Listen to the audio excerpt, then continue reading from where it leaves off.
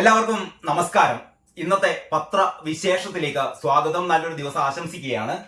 നമുക്ക് ഇന്നത്തെ ദേശാഭിമാനി ആദ്യം നോക്കാം. പുതിയ ആകാശം എന്നാണ് ദേശാഭിമാനിയുടെ തലക്കെട്ട്. ഭൂമി പഴയത് തന്നെയാണ്, മാത്രവുമല്ല കള്ളങ്ങളും പഴയത് തന്നെയാണ്, കള്ളം പറച്ചിലുകളും പഴയത് തന്നെയാണ് ദേശാഭിമാനിയെ സംബന്ധിച്ചിടത്തോളം. അതായത് CPM സംസ്ഥാന സമ്മേളനത്തെ കുറിച്ചുള്ള സമ്മേളനം തുടങ്ങുന്നതിനെ കുറിച്ചുള്ള വാർത്തയാണ് ദേശാഭിമാനിയുടെ മെയിൻ സ്റ്റോറി. അതാണ് നിൽക്കട്ടെ, അത് നമുക്ക് അടുത്ത വീഡിയോയിൽ പറയാം. ഞാൻ ഈ വീഡിയോയിൽ പറയാൻ വേണ്ടി ആഗ്രഹിക്കുന്നത് ഈ മലയാളത്തിലെ എന്താ പറയാ പത്രം വായിക്കുകയും, അതായത് ദേശാഭിമാനി പത്രം മാത്രമല്ലല്ലോ ഞാൻ പറയുന്നത്, അങ്ങനെയുള്ള അന്തംഗമ്മികളെ ഞാൻ വിട്ടു.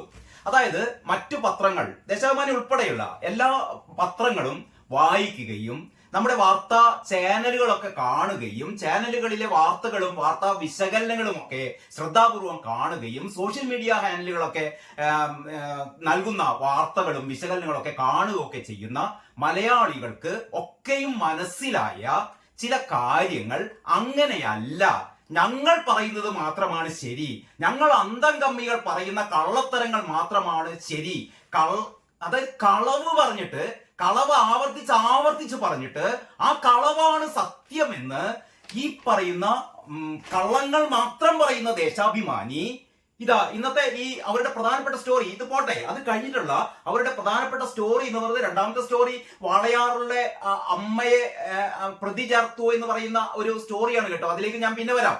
കാരണം ഇപ്പൊ എല്ലാവർക്കും ഈ സഖാക്കന്മാർക്കൊക്കെ ഏറ്റവും അധികം ദേഷ്യം വാളയാറിലെ ആ 2 കുട്ടികളുടെ അമ്മയോടാണ് കേട്ടോ. ആ അമ്മയെ ഇപ്പൊ CBI കുറ്റപത്രത്തിൽ അവരെ പ്രതി ചേർത്തിട്ടുണ്ട്. ഇത് കോടതി ഇവരെ കുറ്റക്കാരിയ എന്ന് വിധിച്ചിട്ടൊന്നുമില്ല. പക്ഷെ ഇവരുടെയൊക്കെ ഈ പറയുന്ന ആവേശം കാണുമ്പോഴുണ്ടല്ലോ, എന്താ ഈ ആവേശം എന്നറിയോ? പിണറായിക്കെതിരെ മത്സരിച്ചതാണ് ഈ സ്ത്രീ, ഈ രണ്ട് കുട്ടികളുടെ അമ്മ. അപ്പോൾ CBI ഈ അമ്മയെ കുറ്റക്കാരി എന്ന് അവരുടെ കുറ്റപത്രത്തിൽ ഇവരെ ഈ അച്ഛനെയും അമ്മയെയും 2-3 പ്രതികളാക്കണം എന്ന് CBI കോടതിയിൽ ആവശ്യപ്പെട്ടതിനെയാണ് ഇവരിങ്ങനെ ആഘോഷിക്കുന്നത്. അവർ ആഘോഷിക്കട്ടെ, അവിടെ നിൽക്കട്ടെ. ഞാൻ പറയാൻ ഉദ്ദേശിക്കുന്നത് ഈ വാർത്തയാണ്.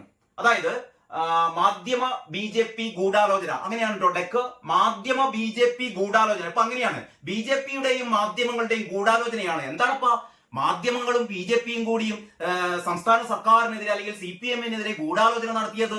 അതാ വാർത്താക്കുറിപ്പ് കേന്ദ്ര സർക്കാർ രേഖയാക്കി. അതാണ് തലക്കെട്ട്. വാർത്താക്കുറിപ്പ് കേന്ദ്ര സർക്കാർ രേഖയാക്കി. പെട്ടെന്ന് പിടുത്തൊന്നും കിട്ടുമല്ലോ കേട്ടോ. വാർത്താക്കുറിപ്പ് കേന്ദ്ര സർക്കാർ രേഖയാക്കി എന്നാണ് പറയുന്നത്. ഈ വാർത്തയിൽ പറയുന്നത് എന്താണെന്നറിയോ? BJP വക്താവ് അനിൽ ആന്റണി മുമ്പ് പുറത്തുവിട്ട വാർത്താക്കുറിപ്പ് കേന്ദ്ര സർക്കാരിൻ്റെത് എന്ന പേരിൽ പ്രചരിപ്പിച്ചു. പിന്നിൽ സുരേഷ് ഗോപിയുടെ ഓഫീസും ഒരു വിഭാഗം മാധ്യമങ്ങൾ. ഇപ്പൊ കുറച്ചു കാലമായിട്ട് സുരേഷ് ഗോപിയെ വെറുതെ വിട്ടതായിരുന്നേ. പണ്ട് അറിയാലോ, ഈ ലോക്സഭാ തെരഞ്ഞെടുപ്പിൽ സുരേഷ് ഗോപി മത്സരിക്കുന്ന കാലത്ത് ഓരോ ദിവസവും സുരേഷ് ഗോപിയുടെ പിന്നാലെ നടന്ന് സുരേഷ് ഗോപി വഴിപാട് നൽകിയ ഒരു കിരീടം പോലും അതിലെത്ര സ്വർണമുണ്ട്, അതിലെത്ര ചെമ്പുണ്ട് ഉണ്ട് എന്ന് തെരഞ്ഞ് നടന്ന നമ്മളെ മാപ്രകളും ഈ പറയുന്ന അന്തംകമ്മികളും സുരേഷ് ഗോപി കോഴിക്കോട് വെച്ചിട്ട് മാധ്യമപ്രവർത്തകരോട് സംസാരിക്കുന്നതിനിടെ തമാശ രൂപേണ ഒരു ചോദ്യം ഒരു മാധ്യമപ്രവർത്തകർ ചോദിച്ചപ്പോൾ അതിനനുസരിച്ചുള്ള ഒരു മറുപടി നൽകി അവരുടെ തോളിൽ സ്നേഹപൂർവ്വം തൊട്ടതിന് പീഡിപ്പിക്കാൻ ശ്രമിച്ചു എന്ന് അന്തംകമ്മികളും സുഡാപ്പികളൊക്കെ പറഞ്ഞുണ്ടാക്കി കേസൊക്കെ കൊടുത്തു.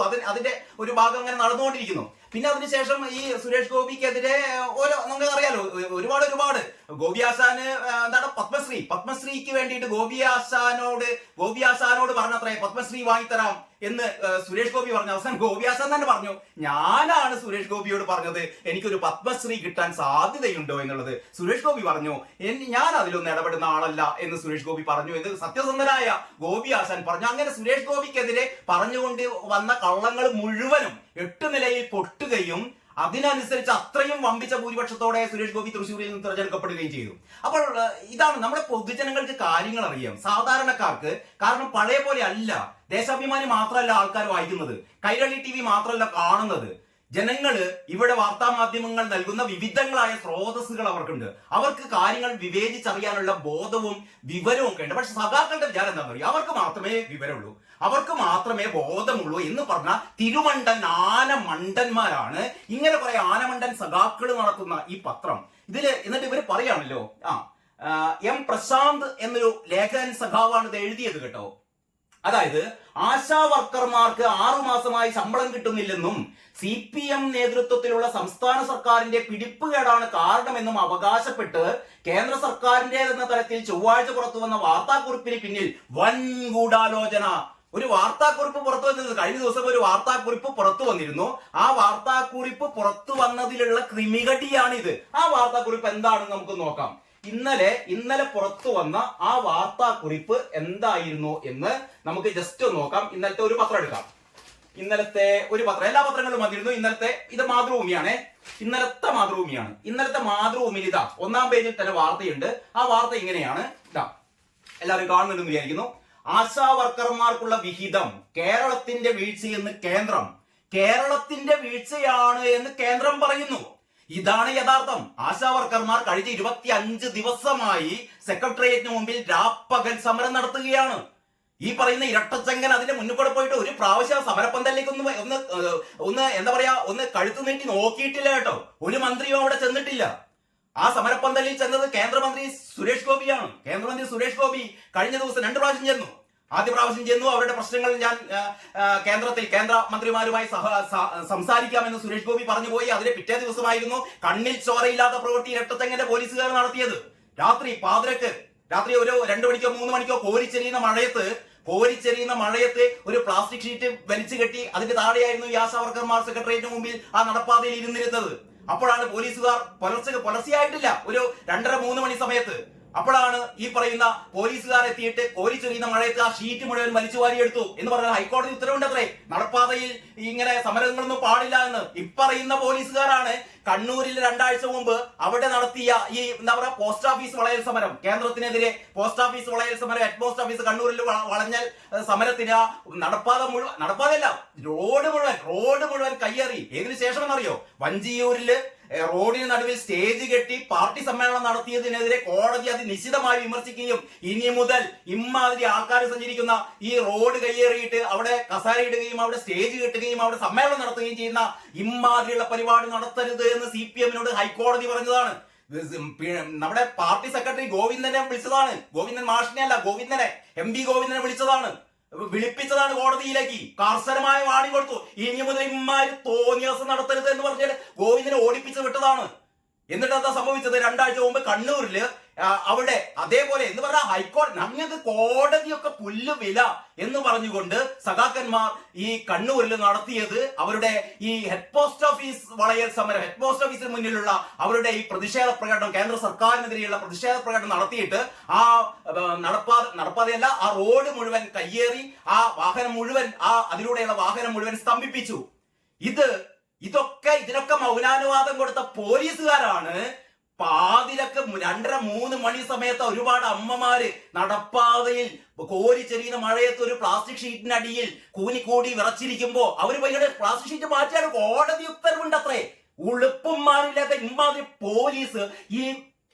എനിക്ക് എന്റെ വായിൽ വേറെ കുറെ സാധനങ്ങളാണ് വരുന്നത് കേട്ടോ. ഈ രാജാവിനേക്കാൾ വലിയ രാജ്യഭക്തി എന്ന് കേട്ടിരുന്നല്ലോ. രാജ്യഭക്തിയല്ല, രാജഭക്തി എന്നൊക്കെ കേട്ടിരിക്കുന്നു. രാജാവിനേക്കാൾ വലിയ രാജ്യഭക്തിയും ഒക്കെയുള്ള ഇമ്മാതിരി പോലീസുകാര്. അപ്പോഴാണ് സുരേഷ് ഗോപി പിറ്റേ ദിവസം വന്നു കണ്ട് ഈ സമരക്കാർക്ക് മുഴുവനും കൊട കൊടുത്തത്, റെയിൻകോട്ട് കൊടുത്തത്.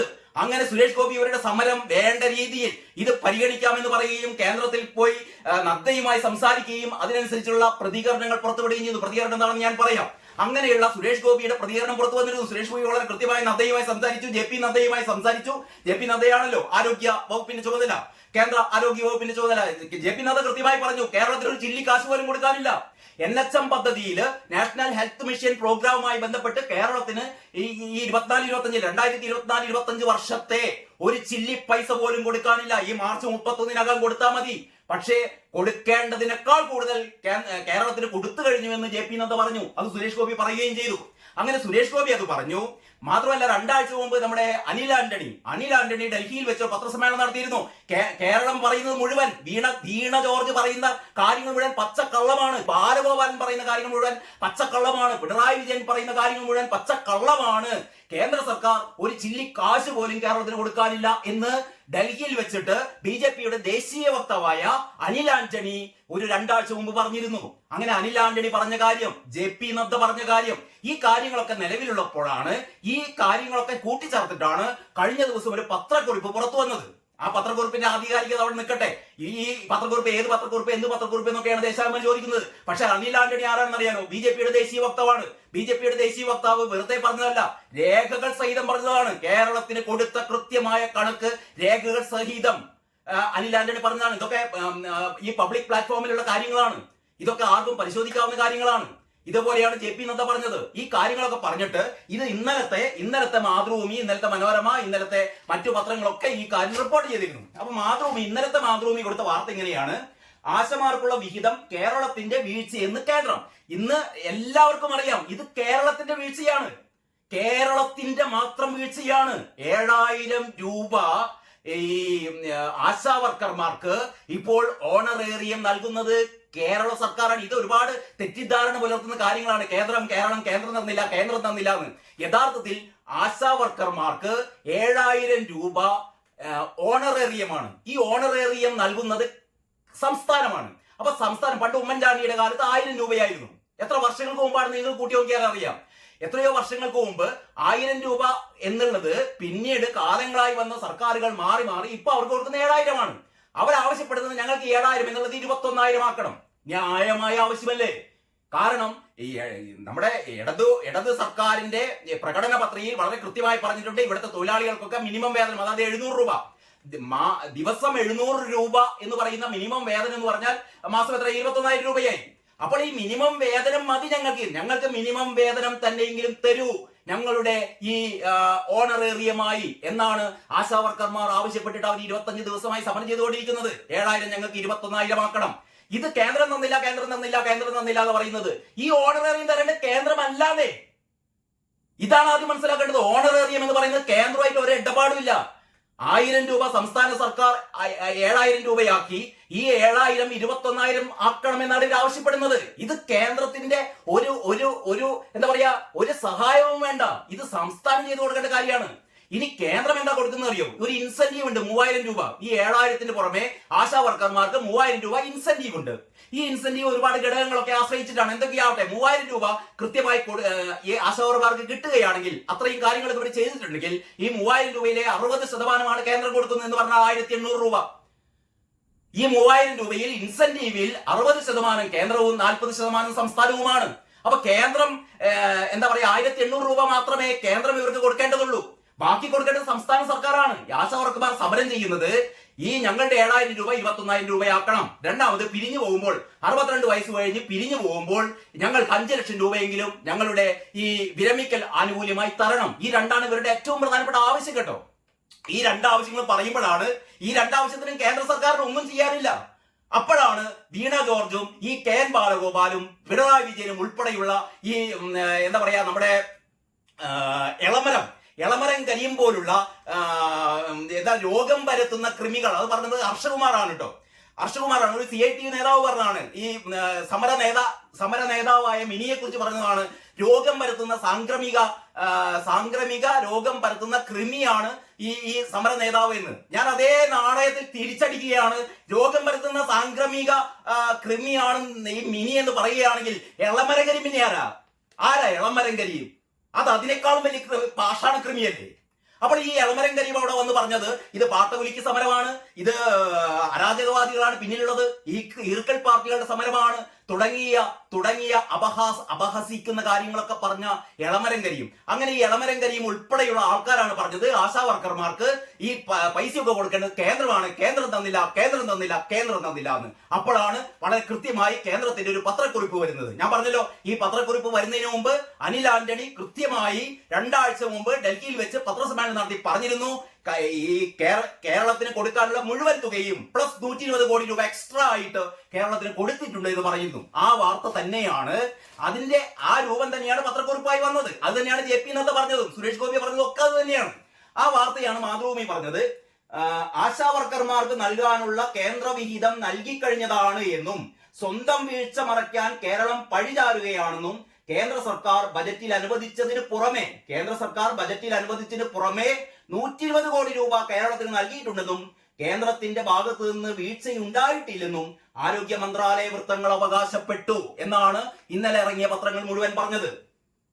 കേരളത്തിലെ ആശാവർക്കർമാരുടെ സമരത്തിന്റെ പശ്ചാത്തലത്തിലാണ് ഈ വിശദീകരണം.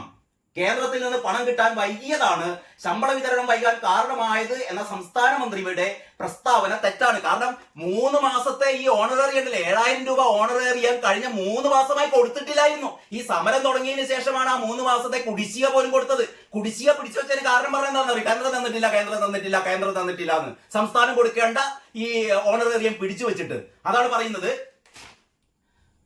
കേന്ദ്രത്തിൽ നിന്ന് പണം കിട്ടാൻ വൈകിയതാണ് ശമ്പള വിതരണം വൈകാൻ കാരണമായത് എന്ന സംസ്ഥാന മന്ത്രിമാരുടെ പ്രസ്താവന തെറ്റാണ്.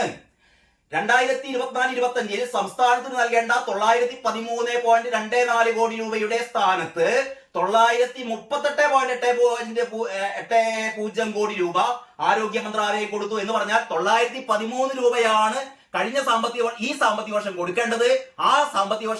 ഈ സാമ്പത്തിക വർഷം കൊടുക്കേണ്ട 913 രൂപ എത്ര കൊടുത്തതെന്ന് അറിയോ?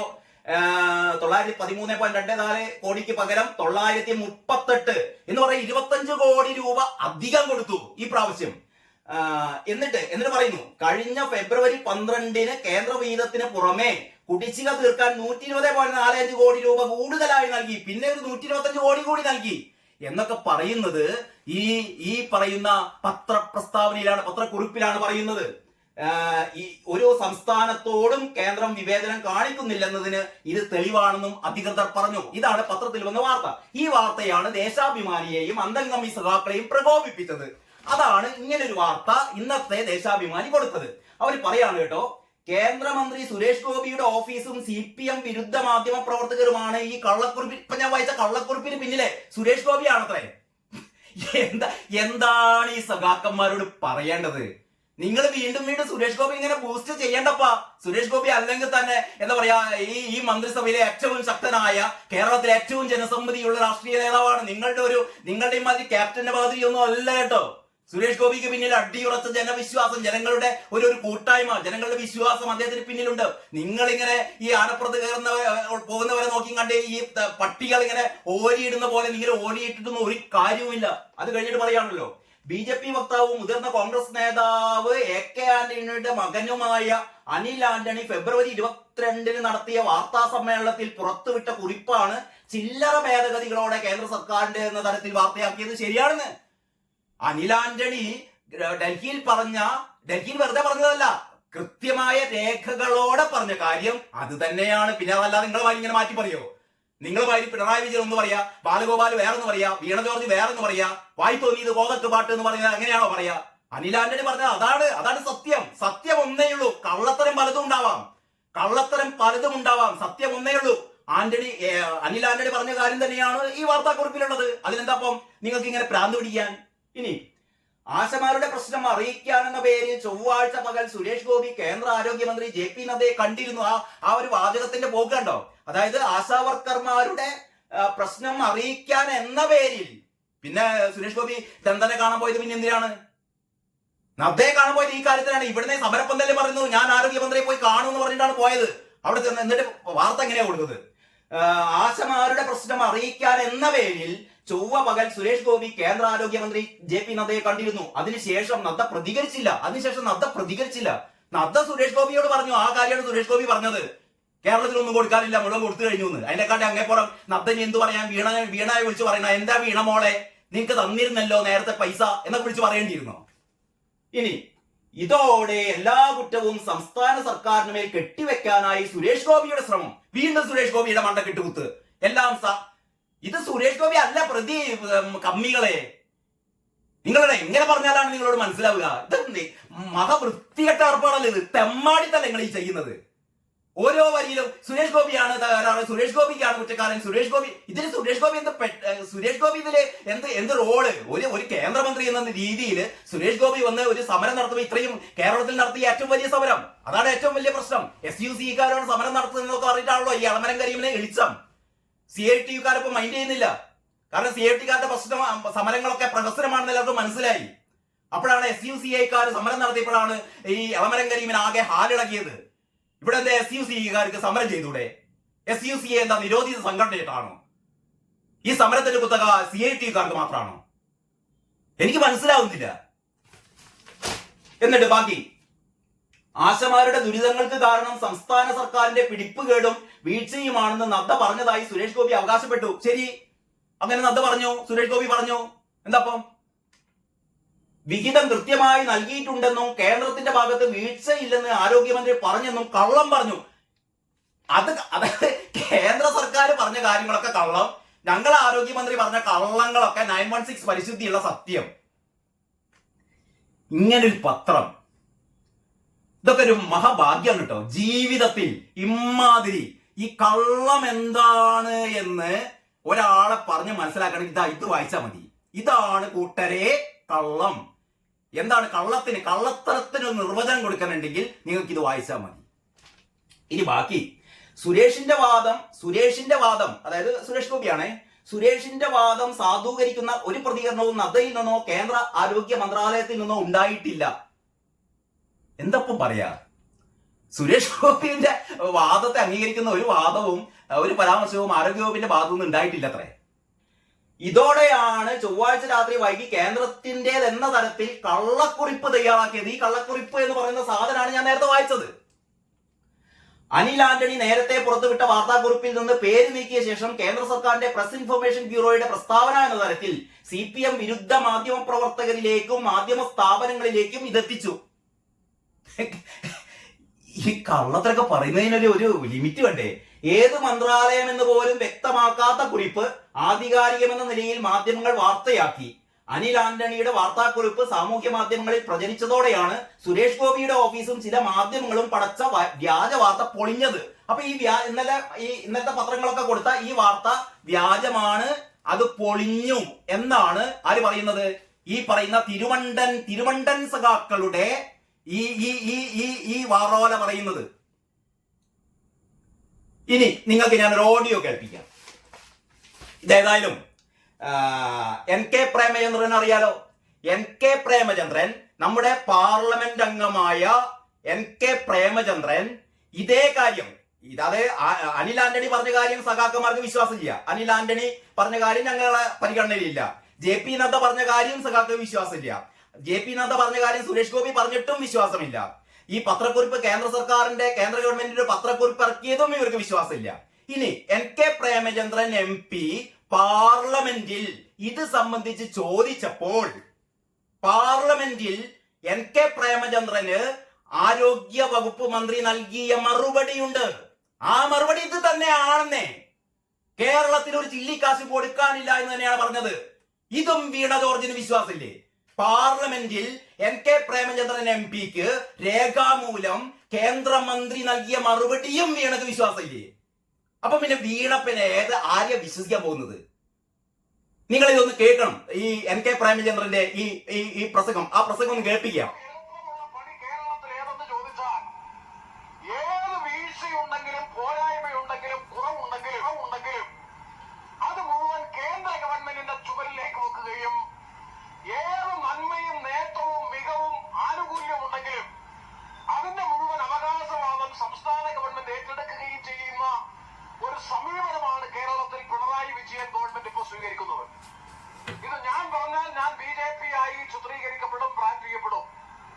ഇപ്പോ കേരള ആശ ഹെൽത്ത് വർക്കേഴ്സ് അസോസിയേഷൻ പ്രവർത്തകരും ശ്രീ സുരേഷ് ഗോപി ഈ സമരകേന്ദ്രം സന്ദർശിച്ചതിന്റെ പേരിൽ നിങ്ങൾ പകുതി BJP ആയിട്ടുണ്ട്. ഇപ്പൊ പൊതുമണ്ഡലത്തിൽ ഞാൻ നേരത്തെ തന്നെ പൂർണ്ണ BJP ആയി പ്രഖ്യാപിക്കപ്പെട്ടയാളാണ്. അതുകൊണ്ട് എനിക്കിത് പറയുന്നതിന് ഒരു മടിയുമില്ല. ഞാൻ പാർലമെന്റിൽ ഉന്നയിച്ച ഫെബ്രുവരി മാസം ബഡ്ജറ്റിന്റെ ആദ്യഘട്ടത്തിൽ പാർലമെന്റിൽ ഉന്നയിച്ച ചോദ്യത്തിന് ബഹുമാനപ്പെട്ട കേന്ദ്രമന്ത്രി കൃത്യമായ മറുപടി നൽകി. കേരള സംസ്ഥാന ഗവൺമെന്റിന് ഈ വർഷം ദേശീയ ആരോഗ്യ ദൗത്യം പരിപാടിയുമായി ബന്ധപ്പെട്ട് ലഭിക്കേണ്ടുന്ന മുഴുവൻ തുകയും ജനുവരി മാസം 25-ാം തീയതി മുമ്പായി തന്നെ ധനവർഷം മാർച്ച് 31 മുമ്പ് കൊടുത്താൽ മതി. മാർച്ച് 31 മുമ്പ് ബഡ്ജറ്റ് അലോക്കേഷൻ കൊടുത്താൽ മതി. ജനുവരി മാസം 25-ാം തീയതി തന്നെ 912 കോടി രൂപയിൽ ഏതാണ്ട് 800 കോടിയിലധികം രൂപ ജനുവരി മാസം 25-ന് മുമ്പ് കൊടുത്തു എന്ന് കേന്ദ്ര ഗവൺമെന്റിന്റെ കേന്ദ്രമന്ത്രിയുടെ ഉത്തരം പാർലമെന്റിൽ കിട്ടി. ഇന്നലെ കേരളത്തിന്റെ പ്രതിപക്ഷ നേതാവ് സഭയിൽ ഞാൻ ഉന്നയിച്ച ചോദ്യത്തിന്റെ ഉത്തരവും സഭയിൽ ഉന്നയിച്ചു. ഒരു മറുപടിയുമില്ല. അതാണ് ഞാൻ നേരത്തെ സൂചിപ്പിച്ചത്. എന്തുണ്ടെങ്കിലും കേന്ദ്രം പറഞ്ഞാൽ പ്രതിപക്ഷം പറയില്ല. കാരണം BJP, RSS, സംഘപരിവാർ. അപ്പൊ സംഘപരിവാറായി RSS ആയി BJP ആയി ബ്രാൻഡ് ചെയ്യപ്പെടുമെന്നുള്ളത് കൊണ്ട് ഇപ്പോ പലരും സത്യം പോലും പറയാൻ താല്പര്യപ്പെടുന്നില്ല. ഇതാണ് കേരളത്തിന്റെ പൊതുസ്ഥിതി. പിന്നെ CITUവിന്റെ നേതാക്കൾ നടത്തിക്കൊണ്ടിരിക്കുന്ന പരാമർശങ്ങൾ, പ്രതികരണങ്ങൾ, സത്യത്തിൽ അവർക്കൊരു തൊഴിലാളി വർഗ രാഷ്ട്രീയ പ്രസ്ഥാനം, തൊഴിലാളി വർഗ വർഗബോധമുള്ള രാഷ്ട്രീയ സംഘടന എന്ന് പറയാനുള്ള ധാർമ്മികാവകാശം പോലും ഇന്ന് കേരളത്തിൽ CPM-നില്ല, CITUവിനില്ല എന്ന് പറയാൻ ഞാൻ ആഗ്രഹിക്കുന്നു. ഒരു കേന്ദ്രമന്ത്രി സമരകേന്ദ്രം സന്ദർശിച്ചപ്പോൾ വനിതകളുമായി അദ്ദേഹം സൗഹൃദ സംഭാഷണം നടത്തിയതിന് കൊടുത്ത പരിപ്രേക്ഷ്യം, വ്യാഖ്യാനം, ഏത് സർവകലാശാലയിൽ, പിണറായി സർവകലാശാലയിൽ പഠിച്ചവർക്ക് മാത്രമേ ഈ തരത്തിലുള്ള പരാമർശം നടത്താൻ കഴിയൂ. അപമാനകരമല്ലേ കേരളത്തെ സംബന്ധിച്ചിടത്തോളം? സ്ത്രീകളുമായി ഒരു കേന്ദ്രമന്ത്രി സമരത്തിന് ഐക്യദാർഢ്യം പ്രഖ്യാപിച്ചുകൊണ്ടും സമരത്തിന് ആധാരമായ വിഷയങ്ങളെന്തെന്ന് അറിയാൻ അവരുമായി ആശയവിനിമയം നടത്തിയതിന് CITUവിന്റെ സംസ്ഥാന നേതാവ് ഗോപിനാഥൻ അയാൾ പറഞ്ഞ വാചകം ഞാനിവിടെ ആവർത്തിക്കാൻ ആഗ്രഹിക്കുന്നില്ല. അതുപോലെ CITUവിന്റെ സംസ്ഥാന വൈസ് പ്രസിഡന്റ് ഹർഷകുമാർ, വനിതാ മേധാവി, സമരത്തിന് നേതൃത്വം കൊടുത്ത സഖാവിനെ സംബന്ധിച്ച് പറഞ്ഞ പരാമർശം സാംക്രമിക രോഗം പടർത്തുന്ന കീടമാണ് എന്നൊക്കെ പറയുക എന്ന് പറഞ്ഞാൽ പ്രാകൃത സംസ്കാരത്തിന്റെ ആധുനിക വക്താക്കളായി ഈ പാർട്ടിയും ഈ പാർട്ടിയുടെ നേതൃത്വവും മാറി തീർന്നിരിക്കുന്നു. അധികാര ലഹരിയിൽ സർവ്വതും മറന്ന് എന്ത് ധിക്കാരവും, എന്ത് തോന്നിയാസവും, എന്ത് ധാർഷ്ട്യവും, എന്ത് അഹങ്കാരവും കാണിച്ചാലും ഭരണത്തിന്റെ ഊക്കും സംഘടനയുടെ ശക്തിയും കൊണ്ട് ഏവരെയും അതിജീവിച്ച് മുന്നോട്ട് പോകാമെന്ന ധാരണയുടെ അടിസ്ഥാനത്തിലാണ് കേരളത്തിൽ ഇന്നൊരു അധോലോക ക്രിമിനൽ കൊട്ടേഷൻ മാഫിയ സംസ്കാരത്തെ പിന്തുണയ്ക്കുന്ന, അധോലോക സംസ്കാരത്തെ പിന്തുണയ്ക്കുന്ന ഒരു ഗവൺമെന്റ് അധികാരത്തിലിരിക്കുന്നത്. കല്ല് വെച്ച പച്ചക്കള്ളം പ്രചരിപ്പിക്കുക. തൽക്കാലം ഇത്ര കേട്ടല്ലോ. NK പ്രേമേന്ദ്രൻ പറഞ്ഞതിന്റെ അപ്പുറത്തേക്കൊന്നും എനിക്ക് പറയാനില്ല. അതായത് NK പ്രേമേന്ദ്രന് പാർലമെന്റിൽ മന്ത്രി കൊടുത്ത മറുപടിയാണ് പറഞ്ഞത്. അതും വീണക്ക് വിശ്വാസമില്ല. ഇപ്പൊ ഏറ്റവും പുതുതായിട്ട് പറയുന്നത് എന്താണെന്നറിയോ? മൂന്നാം തവണയും പിണറായി തന്നെയാണ് അധികാരത്തിൽ വരുന്നതെന്നാണ് ഇപ്പം കേൾക്കുന്നത്. മൂന്നാം തവണയും അധികാരത്തിൽ വരാൻ പോകുന്ന പിണറായി സർക്കാർ. ഇനി അടുത്ത നിയമസഭാ തെരഞ്ഞെടുപ്പ് വരെ ഇവർ കൊട്ടിപ്പാടാൻ പോകുന്ന കാര്യം ഇതാണ്. ഞങ്ങളിതാ മൂന്നാം തവണയും ഇങ്ങനെ പറഞ്ഞ് ജനങ്ങളുടെ മനസ്സിൽ ഇനി ഇവരിതാ വീണ്ടും വരുന്നു എന്ന് പറഞ്ഞ് ജനങ്ങളെ വെറുതെ പേടിപ്പിക്കല്ല സഖാക്കളെ. ചൂണ്ടുവിരലുണ്ടല്ലോ, ചൂണ്ടുവിരൽ മഷി ഇങ്ങനെ കുത്തിയിട്ടെ ആ ചൂണ്ടുവിരൽ ഇവർ ഉയർത്തും. പിണറായി വിജയൻ മൂന്നാം പ്രാവശ്യം അധികാരത്തിൽ വരും എന്ന സ്വപ്നവും കണ്ട് നിങ്ങൾ ഉറങ്ങിക്കോ. 2026 തെരഞ്ഞെടുപ്പ് വരുമ്പോ അപ്പം കാണും. ഇതിനൊക്കെ അനുഭവിക്കും. 26,000 ആശാ തൊഴിലാളികളുടെ കണ്ണീരാണ് നിങ്ങളുടെയൊക്കെ മുകളിൽ ശാപമായി വീഴാൻ പോകുന്നത്. ഓർമ്മ വേണം.